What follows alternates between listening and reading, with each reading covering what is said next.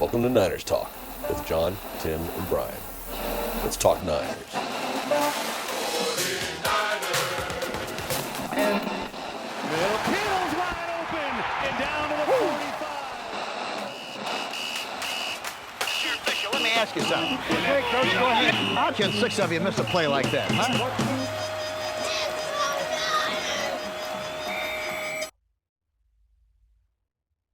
Oh, what's going on, Niners Nation? It's a therapy What Tuesday. a way to start the podcast. Just a huge sigh. Well, did you watch the game last night? It's not No. Victory Tuesday. It's therapy No, I Tuesday. didn't. Of course I did. So, we're gonna talk about our feelings today because we've got a lot of feelings. So, I'm pissed off. I'm fucking annoyed. Tim, how are you feeling? Well, let's see. I went to bed angry. I didn't sleep well. I woke up angry. It's not often that at 7:02 in the a.m. that I'm driving on the darkened streets of Reston, Virginia, and you're blasting Nirvana Nevermind at the highest possible decibel that your car can go. And maybe, you see a biker that you don't feel is really operating in a safe manner or following the societal norms and rules of the road. And maybe you lean on your horn for 20 or 30 seconds because you're just angry the way he's kind of cutting you off and going against the light. And then your daughter looks at you and goes, "Dad, you okay?" So maybe all that happened this morning. And if that biker's our listener, I apologize, sir, but you were in the wrong. You did go against the red light, and I had to lean on my horn for a little while because I knew that I was going to eventually have to get to my desk and get the game on and rewatch it again because we have this podcast we have to talk about. That's how I'm feeling, John. I actually feel a little bit better after hearing that because I didn't lean on anybody's horn, scare a biker. Man, Brian, how are you feeling? Did you scare I did anybody not, this but morning? Man, Tim, you hold on to these things like. A little too. I'm holding on too tight, John. I've lost the edge. Quite a while ago, actually. Oh man, how do I feel? I had a dream last night that I got into a car crash. So, God. Okay. I knew this was going to be a therapy session, but wow. Well, I felt like I was driving and then my car wouldn't stop.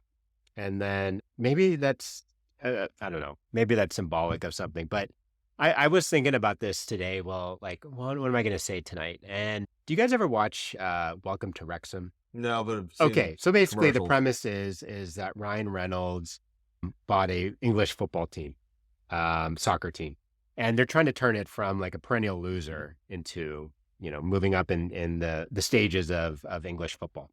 Well, So real life Ted real Lasso. life Ted Lasso, exactly. But they're Okay.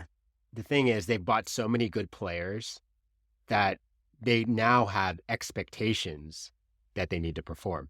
And then, so I was just thinking about today, that's like thinking about the Warriors of 2016, 2017. That's thinking about every Super Bowl team that we've had. Like now that you're this good, you have expectations on yourself.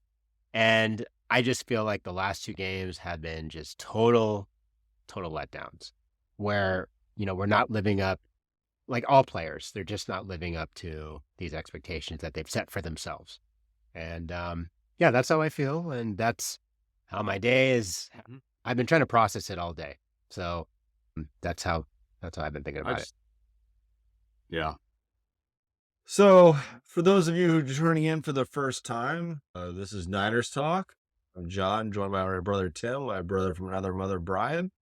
We're 3 obsessed Niners fans who get together weekly to talk about what happened during the game and to preview the game before. So this week, we are reviewing the debacle that was the Vikings game and hopefully the get back on track game against the Bengals. If you have a moment, give us a like, a subscribe, write us a review. But for all of those who tuned in last week, it was our best podcast ever. Thank you so much. We love doing this. We do it each week. We do it for free. And like I said at the start, it's also a bit of therapy for us when we've had a game like we did last night.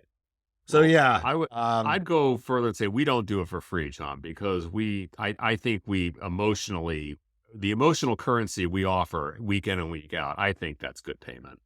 yeah. Yeah, this game,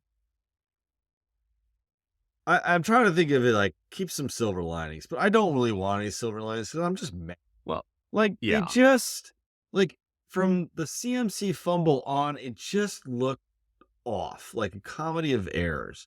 Now, there are some silver linings. We could have won the game at the end. Brock Purdy looked way better than he did against the Browns. But the defense, well, how I many think third downs did Kirk Cousins convert? Like 408? Well, it wasn't. I mean, he had about a 67% completion, or excuse me, conversion on third down. But I think let's take a step back here, John, because I want to go to something you said 2 weeks ago. 2 weeks ago, we had come off, the 49ers had come off a 42-10 clobbering of the Cowboys. Three of us are sitting here patting each other on the back, talking about, is this the best team in the NFL? And John brings up a point and says, have the 49ers peaked? Are they peaking too soon? And I said, no, I don't think the 49ers are peaking too soon. I think they're playing, great football. And again, in the Cowboys game, this was a defense that had allowed only 8 first downs, and the Cowboys never got into the red zone. 2 weeks later, it feels like a completely different team. Yeah. And so I'll put it out there. Are the 49ers, and I'll throw this out for discussion, are the 49ers 7 games into the season, they're sitting at 5-2. Are we at a crossroads? What are your thoughts? Crossroads. Here's how I look at it. Even if we lose to the Bengals next week or Sunday, whatever we're talking about now, I don't think the Niners are going to go much further down. And we've seen this team in years past get off to slow starts and then rally towards the later part of the season. I think we're going to see some adjustments coming, mostly after the bye. I just think we have to get to the bye and kind of like get everybody reassess, figure out what we can do, maybe not have so much vanilla offense, figure out the defense and maybe not blitz as much. But I don't think it's time to panic. And I don't think the Niners are going to, there's too much good leadership on that team to keep them from, going down. So that's my thoughts. So Brian, I kind of think of football games. If I compare it to a baseball season, like one football game is like equivalent to 10 baseball games because it's, 160 versus 17. So 162 versus 17. So each loss is really magnified. So, and the fact that 2 weeks ago, John, you posed that question to us, and I was kind of thinking that they were kind of peaking too soon because we're used to seeing the Niners have slow starts. And I think last year at this time, they were 3-4. So now they're 5-2. If we were just to compare that, I think we'd be happy. Like if we were to take, during the summer, we would say, oh, if they're 5-2 now, would you be happy? And I would say probably, yeah, I would be happy. But I think just the way that they started and then the way that they've come across, you would have expected them to be 7-0, like at this moment in time. And maybe that's just looking at it from this lens. And aside from a couple of plays, it's possible that this team could be 7-0. But I think, Brian, you talk about expectations, and we look at the talent that this team has. You look at the defensive line, Bosa, Hargrave, Armstead. You look at the linebackers. You look at, people in the secondary. And I'm not going to go through the entire roster, but we're sitting here last night and we're wondering, okay, when are these guys going to emerge? When is the defensive line going to emerge? These are games that you don't want to look back on in late December, early January and say, wow, if we'd beaten the Vikings, we could have had a number 1 seed. These are the games that bother me the most because they're games that, frankly, on paper, the Niners, I all credit to Minnesota. But the Niners on paper were a much more talented football team. And that's the one that these are the games that eat at you because you feel like, you let one get away in Cleveland and then you came out flat against the Vikings and now you've got 2 losses in a row. Yeah. Well, do you think they're at a crossroads? I think they are at a crossroads right now. I think right now it's like, what is the identity of this team? And the 2 things that I'll say is, yes, the 49ers started out 5-0. They were clobbering their competition. But when it's come down to winning a game in tough circumstances, when you have to move the ball, when you have to score points, in 2 weeks in a row, the 49ers have failed to do that. And right now, the knock on Purdy is that he can't win a game under those circumstances. So now those are the pundits talking.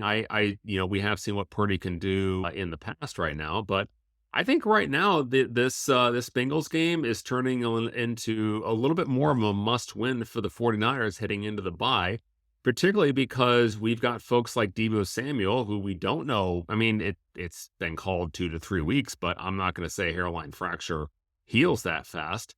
But the 49ers need to get a win, I think, number one, to gain confidence, and they need to get some momentum going into that bye week. So, yeah, I would say the 49ers are better crossroads at this point. We're 7 games into the season. I have a question for you guys. Let me ask you, which one is more disappointing? Because I was thinking about this. What's more disappointing?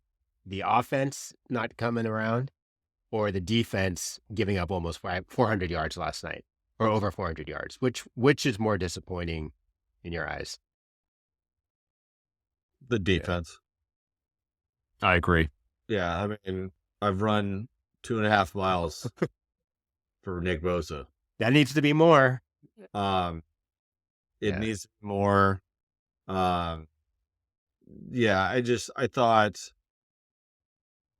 thought Kirk Cousins had one of his best games ever as a pro. He looked really good last night.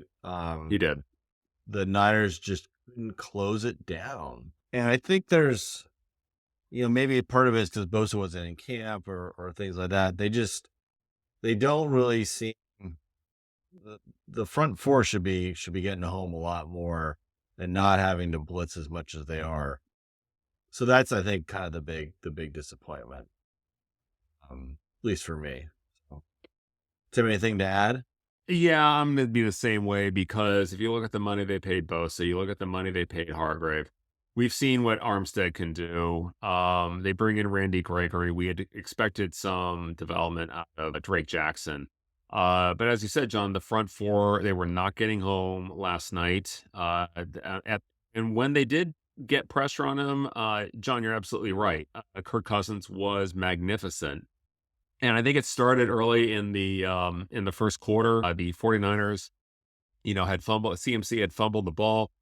But they had backed the Vikings up on their own 9-yard line, and it was 3rd and 12. And you thought, well, this is where the Niners are going to pin their ears back and rush the passer. But the Niners seemed to be playing kind of a soft zone. The middle consistently seemed to be open. But Cousins goes back, and he hits his tight end Hawkinson, who just seemed to be everywhere last night. But that soft middle seemed to be open the entire game. So when you get, when you convert a 3rd and 12 on your own 9, that gets your offense rolling. And as you said, John, it seemed like every 3rd down, Cousins found a way to get the ball to the receiver or they'd have a big play. So right now, I think the 49ers have 12 sacks. I think they're tied for, I don't remember the exact order in which they are, but they've got one of the lowest sacks in the league right now. I know sacks don't always tell the whole story. It's about pressures and it's about making the quarterback comfortable. But this is a question mark that they have to address with that front four right now because we're not seeing in the last, I'd say not only this game, but to an extent in Cleveland, even PJ Walker seemed to be doing well against the Niners defense. Yeah. We had another question before we get into some of the other stuff for the game is, has Brock hit a plateau? Is this how we're going to see the most out of Brock going forward? Tim, your thoughts? Right now, he did play better than he did against Cleveland, but he had 2 interceptions, one of which to end the game. The first interception, I think he and Jennings were not on the same page. He threw it where he felt Jennings was going to be. I know he's rushed on that throw. The last one, I think he's got to throw, and I don't know if he's got to throw a better ball in that circumstance, but there were still 30 seconds left. They were on the 40. It was, I think it was second down because they had clocked it. I'm just going to verify that, but he tried to float one to Ray, and Ray had 3 Viking defenders right around him. So I think Brock has to have better game awareness in that regard, because if it wasn't there, throw it away.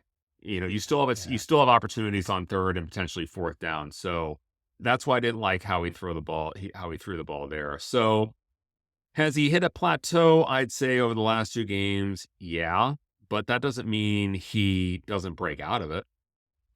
He's just had 2 rough games right now, and I think we're seeing this because teams have figured out that the way to beat the 49er offense is you put 8 men in the box. You take away the edges, you blitz aggressively on first down. You put them in a 2nd and 8, you put them in a 2nd and 12, and then on third down, you got to win those battles. And that's been working against the 49ers these last 2 weeks. Yeah. Yeah, that run game is definitely not helping. CMC, I know he got hurt, but you're right. I think they've really been containing the 8 men in the box, so it's stopping the run game, which is definitely not helping Brock kind of just keep him going. And has he hit a plateau? Probably at this moment in time, yes. But he should break out of it. I mean, he's got some really strong people around him who are guiding him. So yeah, I mean, every player is going to hit a rough spot. Regardless if it's pitching or shooting or running, rushing. Like it just happens to be his downtime. And hopefully, Cincinnati, the run game will open up, which will open up his passing lanes. So I'm kind of hoping that's going to happen next Sunday. So, how about you, John? Yeah, I don't think he's hit a plateau. I actually was pretty impressed with some of the throws he made last night, especially to Kittle. Yeah. There were some really nice dives there. Where I'm really actually starting to shake my head at, we've seen this happen before, is Kyle Shanahan sometimes just gets, like, he just fixates on a certain thing or a certain idea and just won't get off of it. He did that with Garoppolo. He's doing it right now with CMC, and it's like every team in the NFL is gonna blitz the hell out of you unless you make them pay. And how have the other teams against the Niners? Well, they've done screens, they've done underneath routes. Last night Brock's yards per attempt were 9.1, which is bigger than Cousins. Like, there's nothing wrong with Dinkin and Duncan, especially when you have some of these guys who can run after the catch. And I don't buy this argument like, well, if Debo was there, we'd run the bubble screen. I'm like, Christian McCaffrey hit a screen, went all the way to the house. Like, it's just, this is where he drives me a little bit nuts. He's supposed to be the world's most creative play caller. And it's like, show us how you get around the blitz. Like, it doesn't just have to be establish a run. I have to do it my way and impose my will. Like you can actually hit some slants. You can hit some 5-yard tosses. You can do McCaffrey on a screen. You can do use check on a screen. Kittle would do a screen. That's the thing I think that's going to end up plateauing Brock Purdy is how Kyle calls the game. Yeah. Good one. So, no, and I'm not disputing you, John. Like you said, we saw that, as you said, with Garoppolo, we saw it in 2021 where it seemed like Deebo Samuel was the entire offense going through, at least for the latter part of the year through the playoffs. So I agree. I think that losing Deebo obviously hurts because of what he brings to the offense. As I mentioned in the last podcast, his speed, his strength and power to get those extra yards. It's something the Niners obviously miss, but I do think you can compensate for that, as you said, spreading the field a little bit more, hitting Ayuk on quick slants, moving the chains, keeping the defense guessing, because we haven't seen it. He seems like, I'm going to run CMC on first down. I dare you to stop me. Well, the last 2 weeks, we've dared 2 defenses, and they've said, we'll triple dog dare you back to keep doing it. So it hasn't been working out. So I think that has also impacted just the tempo of the offense that we saw for the first 5 weeks. The last 2 games, the Niners haven't gotten any sort of rhythm. And you talked about, John, with their timing. So I agree with you. I think Kyle needs to shake things up a bit. So we'll see if another candidate emerges. We'll see what the injury report will be later this week. And we'll see if he can explore some other options with Ray or Ronnie Bell. We'll have to see. All right, well, let's talk a little bit about the game. Review our keys to victory. The number 1 was get healthy. Well, we got one guy back. I got to give, at least gold star. I mean, CMC played 59 snaps, played every single offensive snap. I think about one. Total warrior, but no Debo, no Trent. But obviously he accounted for 2 touchdowns, so we were able to get that one. The offense, I mean, in my opinion, I thought they were more back in rhythm than Cleveland. What did you guys think? I would say, well, the McCaffrey fumble didn't help, and the Jake Moody field goal miss No, obviously didn't help. that's Yeah. 10 points right there. But I think one of you were saying that Brock did look a little better in his throws. So he did connect a few times with like Kittle and Jennings, but some for the 2 that got away. But I think he played much better. Yeah, I mean, Yeah. 282 yards of throwing. So, Tim, what do you think? I'd say it was an improvement, but the pace of the game was dictated by the Minnesota offense. I think I don't remember what exact, but how many drives of more than 10 plays did Minnesota have? That's keeping the Niners offense off the field. So when you're on the sidelines that long, it's hard to get into any sort of tempo. So I'll say, yeah, it was an improvement, but at the end of the day, you look up at the scoreboard and you still lose by 5, and you had 2 chances in the fourth quarter to potentially take the lead. So improvement, yes, but still a loss. So you're saying it's like when you're 20 pounds overweight and you lose a pound, you feel a little bit better for yourself? All right. No, I think if that's an analogy, I said I would have lost 5 but gained 6. So that's Okay. kind of how I'm looking at it. Gotcha. Well, another key to victory was pressure Cousins. Oh, It just didn't happen. I mean, hats off to Kirk Cousins. yeah. I've really started to like him after watching the quarterback documentary on Netflix. Super humble guy.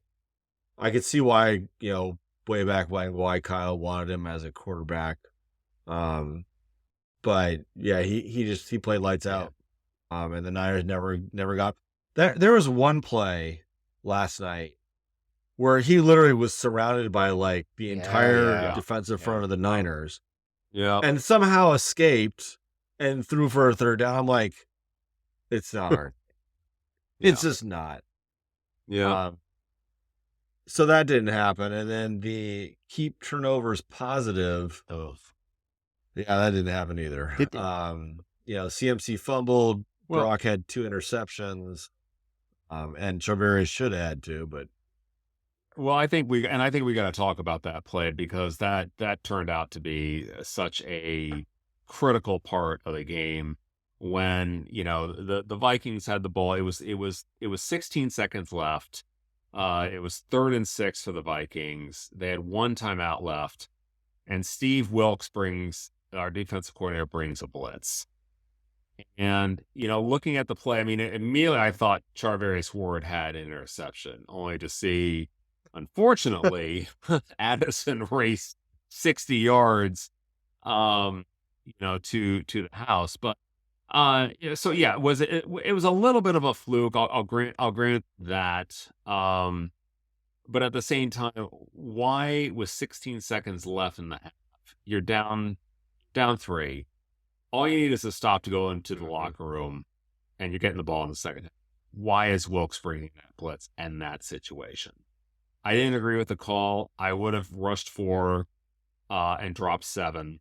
yes, I know Cousins was having a good night, but I'll take my chances with my secondary. Keep everything in front of you. Because Ward had no safety help, obviously, because he, the guy raced to the end zone. So what were your thoughts on the blitz? Because it obviously didn't get the Cousins. He threw a great ball.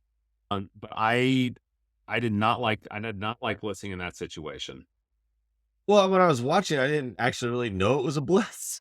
I mean, Okay. I was like, oh, they're about to sack him. Oh, he throws it. Oh, Tavares is there. Oh, he's got the ball. Wait. Isn't there something behind him? Yeah. What? Yeah. That was basically my reaction to it. So it was because we had the momentum. Yeah.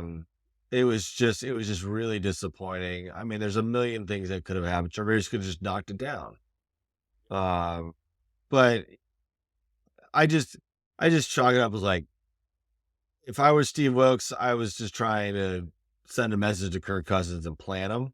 Like, I understand the logic, but at the end of the day, I think he just made a bad call. So, And I don't know if Cousins actually made a really good play, a really good pass. I think Addison just made a really good grab and steal away from Javarius Ward. So I can't take that away from Madison. He killed us. And yeah. So yeah, I mean, I'm like John. I think I was probably focusing on just kind of watching the play at hand. I didn't know they sent the house on Cousins, but yeah, I did expect someone to be behind Ward, and definitely surprised to not see anyone there to pick him up. Yeah, Gip is usually back there just like hanging out. But yeah, it is what it is. And so, CMC's fumble was another one that was odd. And then, the two Purdy interceptions. The one with to Jawan, like you said, it just looks like he was done on the other page. And then the last one, I think he just forced it. And that's just one of those things like that'll come through maturity, hopefully sooner rather than later. But yeah, I just, he still had 30 seconds. Gotta get those turnovers turned up. So we'll move on to our stars of the game. On the 49ers, I got nobody. Would you guys agree? Wow. Do any Niners get stars? You know what? I'll give one to CMC. The guy, yes, he had a fumble, but he also scored 2 touchdowns. So, and he played hurt. And he played hurt. So I'll give it to CMC. I'll give him that one too. That was the only one I was going to say. So, all right, I'll give one to CMC. I'll give an honorable mention to Jake Moody, who came in and banged a 55-yard field goal after missing out 2 in a row. So he gets an honorable mention. I will say I was planning to give one to Javarius Ward after he had that pick, and then he just gave up that. So that one's gone. Uh-huh. Your star was erased. It's a decal. We're just taking it back. But we have not this year, but occasionally you have to take your hats off to someone. 2 Vikings get stars of the game. Kirk Cousins and Jordan Addison. Kirk Cousins was electric last night. Tim, what was it? What was the stats? Like 378 yards passing. That was it. I'm looking that up right now, but it was. Oh, that's actually in the first. Sorry, I was gonna say 212. That was only in the first half. So yeah, he had 378. 378 yards, 378. Yeah, but John, I think I know Addison had 2 big touchdown receptions. I think Hawkinson, their tight end, played phenomenal. He's an Iowa grad like George Kittle. 11 receptions, 86 yards. He was constantly open over the middle. So I think we have to give stars to that. I didn't realize the Vikings, they traded for Cam Akers from the Rams. So yeah, I'm surprised to see he got a couple grabs over there. Yeah. And on just another note for the NFL, George Kittle should actually play on National Tight Ends Day, not on the Monday after National Tight Ends Day. I'm like, no, I thought that was a little weird. So where can we improve? Where do we want to see? Where do we want to start? We don't have to listen to that damn horn that was kept blowing every time the Vikings made a play. I mean, that thing was driving me up the wall. But all right, well, yeah, I think we start with the run defense, and this was a surprise to me, given the talent we have on the defensive line. But teams are basically setting the Niners up by exploiting their wide nine. They're running between the defensive end and the defensive tackle, and they're picking up 3-4 yards. And Minnesota is one of the worst rushing teams in the NFL. But as Troy Aikman put it better, it's like they didn't have to dominate the run; they just had to establish it, because that kept the Niners off balance all night. I think that's one of the reasons that the Niners were not able to get consistent pressure on Cousins. If you're putting Cousins in a second and long, I think it's a much different ball game, obviously. But right now, Steve Wilkes has got he's got some leaks to fill right now. So we'll have to see what he does against the Bengals. But we saw that again. The Cleveland was able to run the ball effectively against the Niners, and the Vikings were able to run the ball effectively against the Niners. So I don't know if it's stacking the box a little bit more like other teams have against the San Francisco offense, but they're going to make some adjustments. Brian, other places that we need The offensive line. I think one, it's not giving Purdy enough time to make his progressions, to make his throws. So a lot of those 2 picks. I mean, he's easily. I think he could have. It would be nice if he had some. What am I trying to say? If he had less pressure on him, and then I think too, they're not really opening up running lanes for Christian McCaffrey. So, I mean, I know he's getting his yards, or he's getting some of his yards, but they're just not like the same that you've been used to seeing, like the 100+ that he had been getting up to there. So I think, and then hopefully getting Trent Williams back. Yeah, that would be a big thing too. Yeah, for me, and this has been a theme with Kyle Shanahan for a while, finishing football games. Last week, Cleveland couldn't get it done. Jake misses it. This week, we still had a chance to win at the game. And, we had 2 real good chances with that drive. We had Jawan Jennings falls down.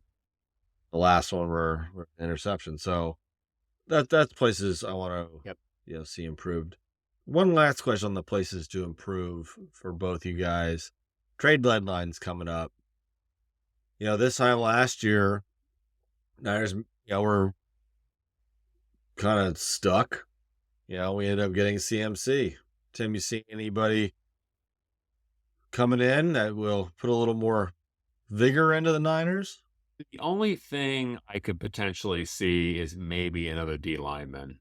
Because why? I know they brought in Randy Gregory. I know they're expecting more from Drake Jackson, but I don't think we've seen the complement to Bosa emerge yet, and that could be a possibility. Niners do have a number of draft picks that they can leverage a potential trade. But I think, even though he didn't put up a lot of stats, I thought Ebukam last year was a great compliment to Bosa, in which he could at least help collapse the pocket. And that greatly, I think, helped Bosa not only get off some double teams, but obviously helped his sack numbers. So that's a possibility right now, because the defensive line right now has been, let's just call it what it is. It's been a disappointment considering the two between the acquisition of Hargrave and Bosa's contract. Brian? I was thinking they probably needed to look up maybe another safety or corner. And maybe that's just looking at the game through jaded eyes, because I expected, them to be playing better. But probably giving some thought to what Tim said, I think you definitely need to get someone who can get more pressure up front, because I think if you do that, then it makes life easier for your DBs and your corners and your safeties all around. So, yeah, I'm going to second that, Tim, and go with another lineman who can complement Bosa on the other side. Stack it up. Yeah, I have 2. One, I agree, the defensive lineman, the big name that sticks out is Brian Byrne from Carolina, because Carolina has not won any games. You're in full rebuild mode.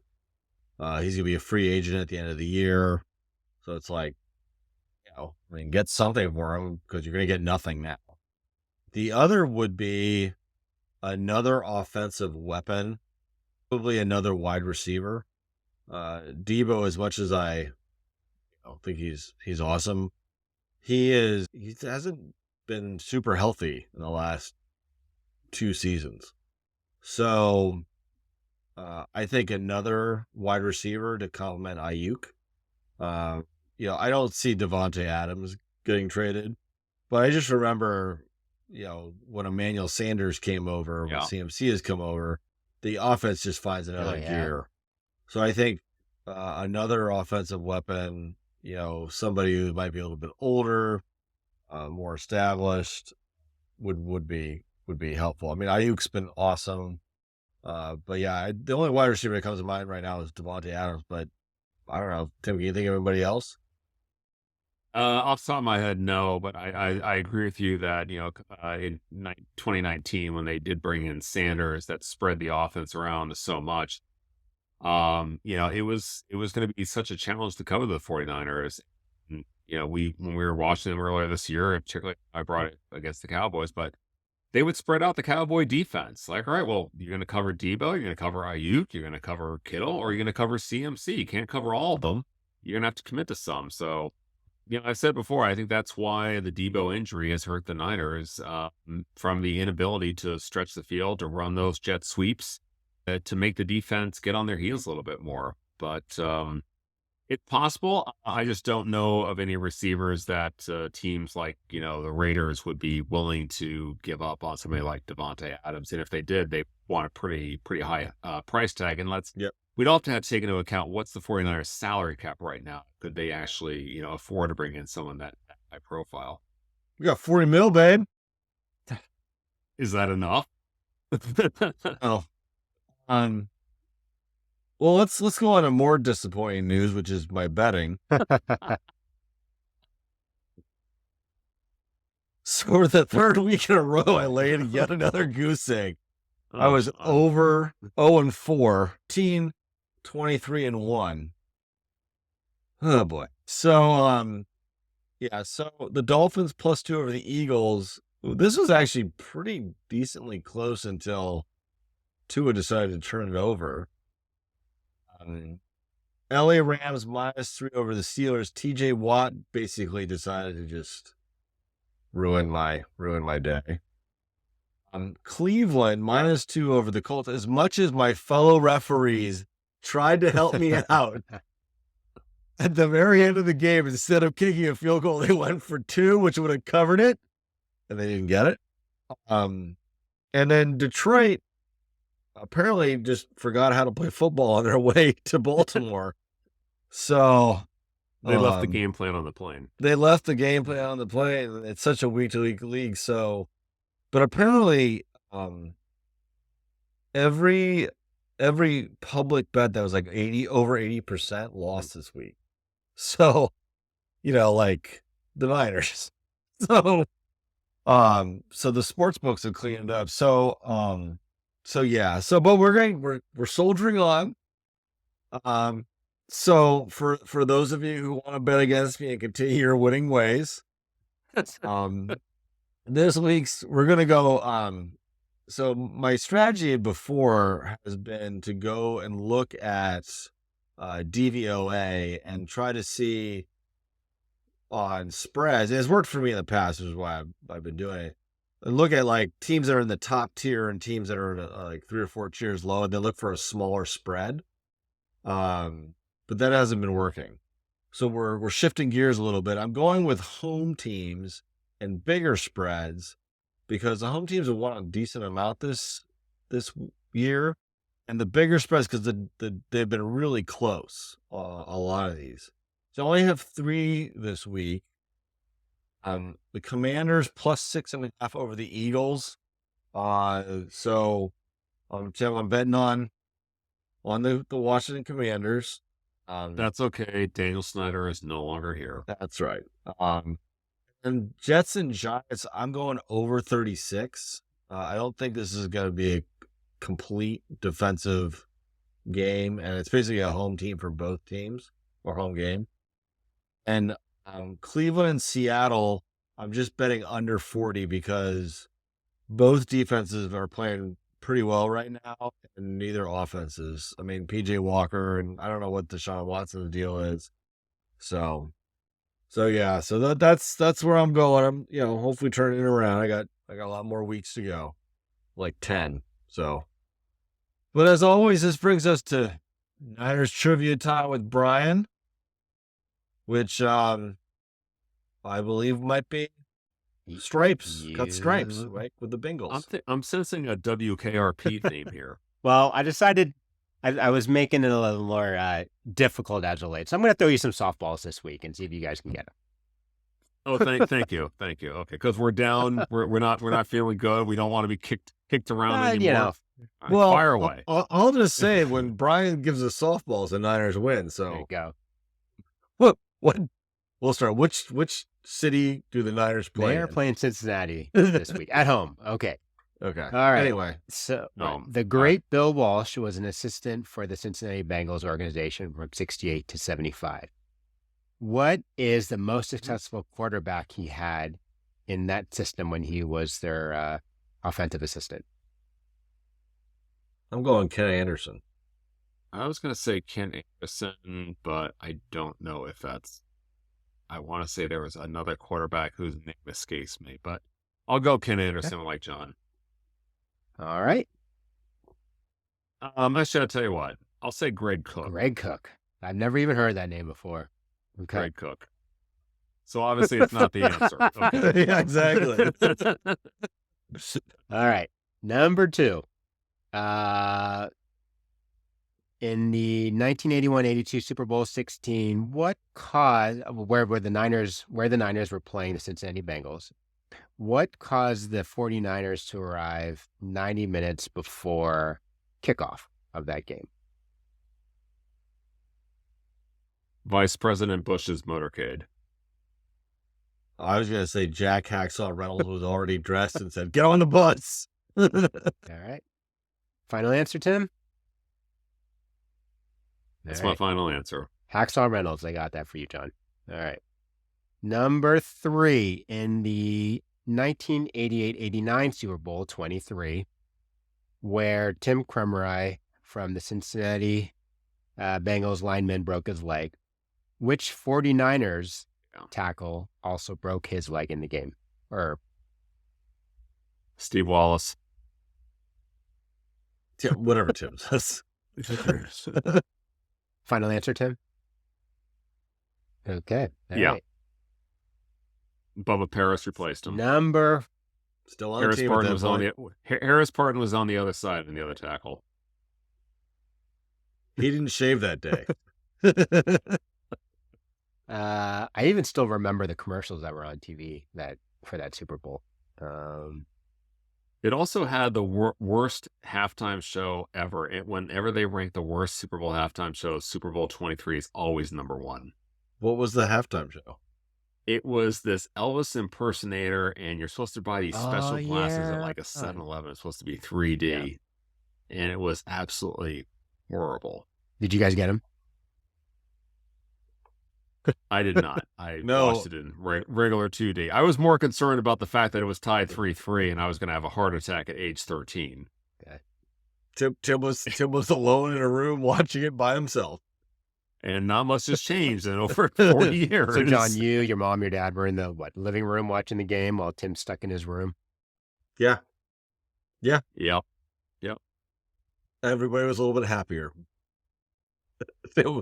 Just say the intensity was at 11.2 billion. All right. Number 4. Next question. All right. This is a 2-parter. What was the stadium where the Bengals played previously before Paul Brown Stadium / Paycor Stadium today? What was that name? And who did they share that with? Okay. So that's part 1. And number 2. Okay. All right. When did the Niners first play at their new stadium? I'm going to go with they played at Bengals Stadium. And they first played at the new stadium in 2008. They shared Riverfront Stadium with the Cincinnati Reds, and I believe they played their first game at Paul Brown Stadium. I'm going to say 2001. Did it? Beg your pardon, I'll say 2003. Did they win or lose? I'm just. They lost. Okay. All right. They lost. That's it. All right. That's it. Final answer. That is Tim's final answer because I know the way his mind works. So, all right, moving on. All right. Well, this week we're trying something new. Pleased to welcome to Niners Talk our very first guest from Cincinnati, Brian Volpenhein, who goes by Volp. Brian's weird little thing to fame is his grandfather invented a Lestra. He also won an Olympic gold medal, but I thought the Lester stuff was more interesting to our listeners. So anyway, Volp, Hey, man, welcome thanks to for the having me on. show. It's good to see you. Cool. So Cincinnati Bengals. Tell us a little bit about how you became a fan, some memories, and if you like clear calling as well. Yeah, I grew up in that era. So I grew up in Cincinnati and we grew up a Bengals fan, but I was like, I kind of guess when I really got into it was, the Boomer Esiason era, later, like going into the 89 Super Bowl, like with Ickey Woods and James Woods and, that crowd. And so that was a fun time to be a Bengals fan, like Welcome to the Jungle. That was like a big one then, Houday, all that. So that was a fun time to be a Bengals fan. But we still, we never really won the Super Bowl. Choked. Close. Yeah. And so it's like, I have memories of the Niners and Bengals games. The strangest memories I have of the Bengals are they're all injuries. Like I very strong memory of Crumry's ankle. And when Yeah. Oh, Ooh. Yeah. isn't that one awful? Yeah. That one's like seared in my memory. And then when they're Oh, the yeah. team that hurt Bo Yeah. Jackson. Oh, that's right. Yeah, that is true. Yeah, the 90 AFC playoffs, Bengals at the Remember Raiders. that. So, and then it was a lot of down period. So how are you feeling about the Bengals this year Uh, and the golden calf it's of been Joe interesting. Burrow? Like I think they're pretty good still. And I was surprised at how much his injury actually affected them. That I was surprised by that. It shows you how important a guy like that is. But I think they're going to be just fine. I think he came back too soon. I feel like a nagging injury like that, you worry about. You think he came back too soon? Yeah. Like I would have said, I think you sit him out because I was saying when you come back like a nagging injury like that, like there's always a risk of it like affecting how you do things. And so I hope that doesn't like turn into bad habits or like make him worse later in the season. You never quite heal right if you don't like recover the right way. Yeah. No. I mean, there's been more talk about his golden calf than when Moses was holding the 10 Commandments. So Bengals had a run in the 80s, and then there was a pretty big dry spell between their last playoff victory, which I think was in 91, until I think just a couple of years ago, where they finally broke through and made it to the Super Bowl. How do you sort of maintain that fandom, just from a Cincinnati perspective? I mean, what kind of keeps you going? I guess is it just eternal hope, like you're a Cubs or a Red Sox fan, or is just curious how do you maintain loyalty? It becomes like a lovable thing. Like you just love them, even though sometimes they're just terrible and they break your heart, and you just want to still like. It becomes part of the identity, and you just have, I have no choice. I have to. Yeah. Did you see Volt the YouTube video someone put together, like Bengals win, everyone goes nuts, and there's like nuns crying in it. People are just like running around the snow and hugging children. And it's just like what it's like to be a fan. No. Oh, I have not seen that. So, how are you feeling about the Bengals coming off the bye, playing the Niners? I think I actually feel pretty good about it. I think it'll be good for Burrow. They haven't been like firing on all cylinders, and like the timing's been off. It's been a little bit inconsistent. So I think that'll give him some more time to sort of get some of that and heal his calf a little bit more. But I do think the Niners are going to be pissed off and going to come out pretty hot. And you guys are a pretty talented team. So it makes me nervous. Yeah, I think it's gonna be. I think it's gonna be a pretty good game. I think the Bengals have a pretty good defense. They have two really good young corners, and Joe Burrow is one of those guys who knows how to find a way to win. Yeah, I mean, the Bengals, despite their record, there's a reason why they went to the Super Bowl 2 years ago. There's a reason why they're in the AFC Championship a year ago. They've gotten off to a slow start, but I think like Volpe said, the injury to Burrow has been an obstacle that they have had to work through, but they're coming off 2 wins against both Arizona and Seattle, and they're coming off a bye week as well. So, I know Burrows has started off strong, but this is a talented football team that still believes, that knows how to win. And when I look across at that defense, the one guy that I think really stands out to me is Trey Hendrickson. He's got 7 sacks on the year. And that's almost half of what 49ers have thus far. So I think it's going to be a close game. You got two talented football teams. I think both kind of at a crossroads right now.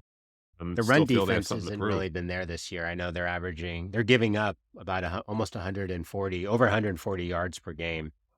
So I know the Niners are really going to be sticking it to them, I'm guessing, with a heavy dose of McCaffrey and Jordan Mason on our side. But how do you think the Bengals can counteract some of, giving up these heavy yards? Like, what do you think they can do to probably stop the Niners run game on Sunday?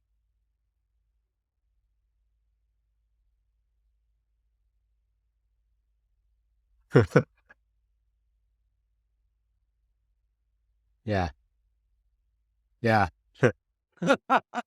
That's a good question. I don't know.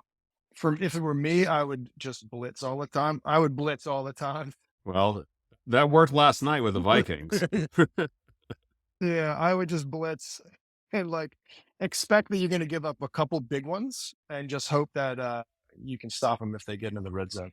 Is there a way people in Cincinnati say Bengals like they do here in Philly, like Eagles? No, I don't think so. I think we Bengals. No, it is. It's a hard A. Bangle.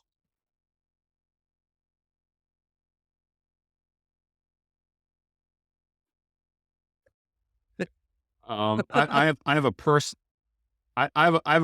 question for Volpe. Have you ever tried to do the icky shuffle personally? And how did it turn out? I have, yes. I'm not very good at it. It was when I was much younger, though. So I had even less rhythm than I do now.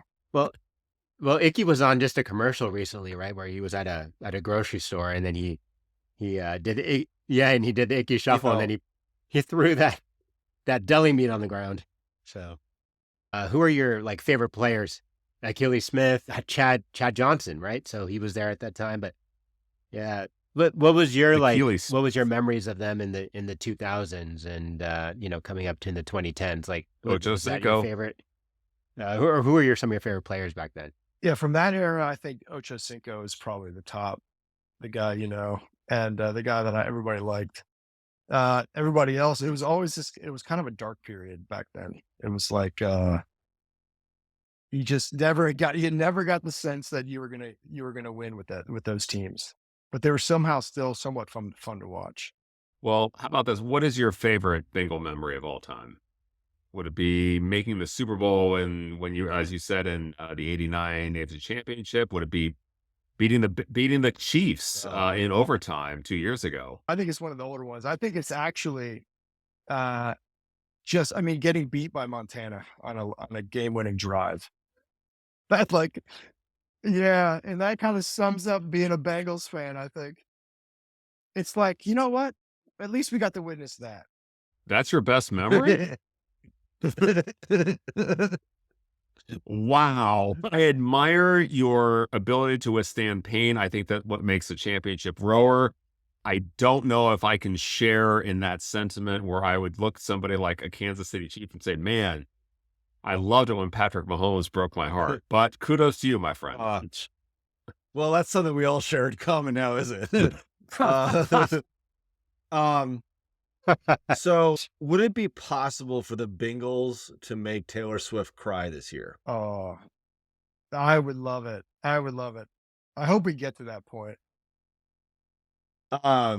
So last but not least, so when you watch these games now that we're of an advanced age, so what do you just watch in a darkened room by yourself? Is there family? Have you made your children become Bengals fans? Yeah.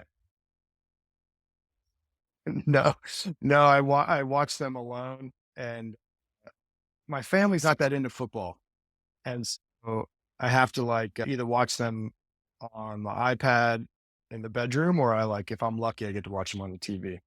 And the hard part too is I don't get a lot of Bengals games where I've been living, so it's hard to find them on TV. Well, you'll be able to hopefully watch this one. So,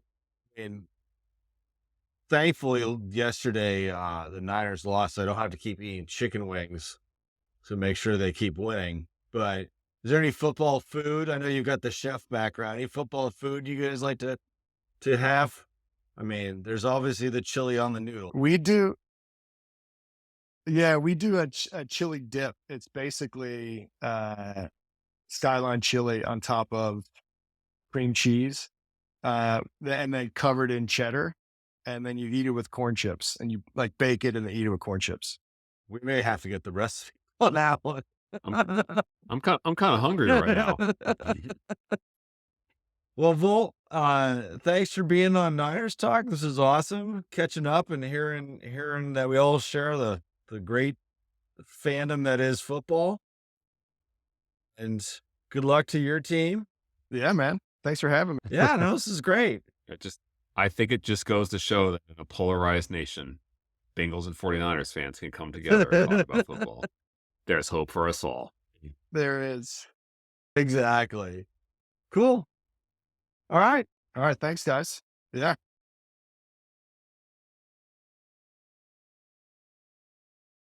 Cool. All right. Well, want to thank Volp for joining us on this Niners Talk. So let's sweep that Vikings game under the rug and move on to Bengals week.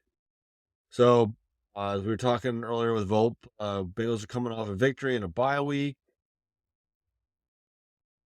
Now that we don't have a Cincinnati Bengals fan in the room, how are we feeling? I feel the Niners, frankly, just need to come out and reestablish themselves as the team we saw through the first 5 weeks. Sound defense, offense that frankly can hit you from multiple different ways. Keeping their own defense, keeping the opposing team's defense off balance and guessing. We haven't seen that in the last 2 weeks. So, for all intents and purposes, you're going into a bye week and you want to get momentum. So I'm circling this game as, okay, you're 7 games in. This is a must win. Brian? I think the Niners can exploit the Bengals defense. The defense of the Bengals is they're pretty close to the bottom, giving up almost 355 yards per game. I think if the Niners can reestablish their run game, get some solid protection around Purdy, and if Purdy can connect, with Kittle and Ayuk and Jennings, I think they're going to make it a long day for the Bengals. So, there's some exploitable items here on the defense, which the Niners can do. And as we mentioned before, the Bengals are giving up 142 rushing yards a game. So definitely want to take advantage of that. Yeah, I think one of the things that's nice about this week is that we're back at home. I think the Niners should have stayed east last week, even though they had an extra day. I think they get a lot out of that. But I think it's going to be nice to get back to Levi's, back to home field. Cincinnati's going to come all the way west. But yeah, I'm looking forward to. The Cincinnati D's been hit or miss. They played well against Seattle. They didn't play well against some of the other teams. Joe Burrow is a mystery right now. He's played really, really well, and he's played really, really badly. Jamar Chase is still an elite receiver. He's wearing a 7-Eleven chain because he's always open. So I think it'll be a test, but I think it's a test that the Niners can pass. And I think getting home is going to really help. So let's look at our keys to victory. First is getting the defense right. Second is getting back to Levi's.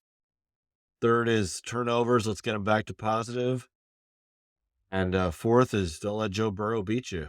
It's the same as against the Vikings. Just got to put him on the ground because we've seen it when he played against them the last time in Cincinnati. Niners were fairly in control of that game, and Joe Burrow brought him back. So, any final thoughts on the Bengals, or we'll hear from Brian? Let's hear the trivia results, and then we'll do final thoughts. All right. Question number 1. Who was the quarterback when Bill Walsh was an offensive assistant over on the Bengals? Tim and John, both of you. No, Tim, you said Greg Cook. I said Greg Cook, and I regret my answer. John had it right at Ken Anderson. So Ken Anderson was the guy. John gets one. That's when they had those really dumb helmets that just said Bengals on them. It's pretty intimidating. Yeah. Number 2. What caused the delay for the Niners getting to the Pontiac Silverdome for Super Bowl 16? Tim, you are right. That George H.W. Bush motorcade. That's what caused it. But Jack Hacksaw Reynolds was dressed. Oh, he was dressed like the night before. Yeah, exactly. All right. Number 3. Which San Francisco tackle broke their ankle? Yes, it was Steve Wallace. So, Tim, you got that right there. I don't know how you remember that. I didn't even remember that. So, I read and watch way too much on the Niners history. Or is there such a thing as too much watching and reading Niners history? Apparently not, because I don't seem to ever really stop doing it. Nope. Number 4, what stadium did the Bengals play at before they started playing at their current stadium? And then when did the Niners first play at their new stadium? So, Tim, you said, what again? What stadium? Riverfront Stadium. That is correct. They did share that with the Cincinnati Reds up until, was it 2000? And the Niners first played there in what year, Tim? I think I said 2003. You are absolutely right. It was 2003, and the Niners did lose 41-38 against the Bengals that day. Dennis Erickson's first year as our head coach. And we know how well that worked out. Yeah, exactly. So, about as well as the Vikings game last night. Well, I feel a little bit better. It's been therapeutic. We've talked out our feelings. I avoided most of the morning shows today, like Get Up and... Oh, yeah. Yeah. It's just... yeah, we just got to soldier on. you know, we were fortunate. I mean, they won 15 in a row, and okay, they've lost 2. Let's just take a deep breath. I feel like the guy with the Stuart Smalley, like, because I'm good enough, I'm smart enough. Smart enough. And And gosh darn it, people like me. people like me. What he did with Jordan, he's like, maybe you're just not good at dribbling the ball or putting it in the basket. You just say to yourself, Brock, I'm good enough, I'm smart enough, and people like me. Anybody else want to top that?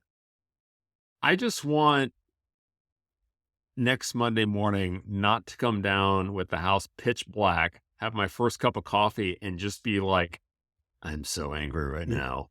I'm so angry right now. I don't want to feel that feeling again. I want the Cowboys feeling where it's just like, good morning, my neighbors. And that's my final thought. I just want Brian? to feel I want to have a restful sleep on that Sunday night. So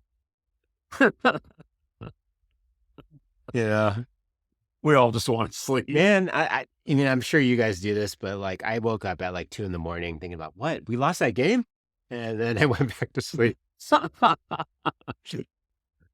Yeah. You know, if I have to go goose egg for a month of betting and the Niners win, I'm okay with that. I would rather have that than a third loss in a row. But I agree. let's see what happens. I mean, it's a long season, but I would rather be 6-2 going into the bye than 5-3. Absolutely. Here, here. Agreed. So, because I don't want to hear for 2 weeks about this, that, and the other thing. So, Yeah, that's like, and I want to see. yeah. 2 weeks of sitting on a loss is painful. Yeah. So, all right. On that note, Niners Nation, I hope you enjoyed this therapy session with the 3 of us. It will get better. We promise. Promise. I'll make it. I mean, I've had my kid believe in Santa Claus for a while. I'll make that promise. Sure. All right. Santa Claus is coming. So, Niners Nation, we're out. Keep the faith. Just keep the faith. We are the faithful after all. Thanks for listening to Niners Talk. Stay faithful.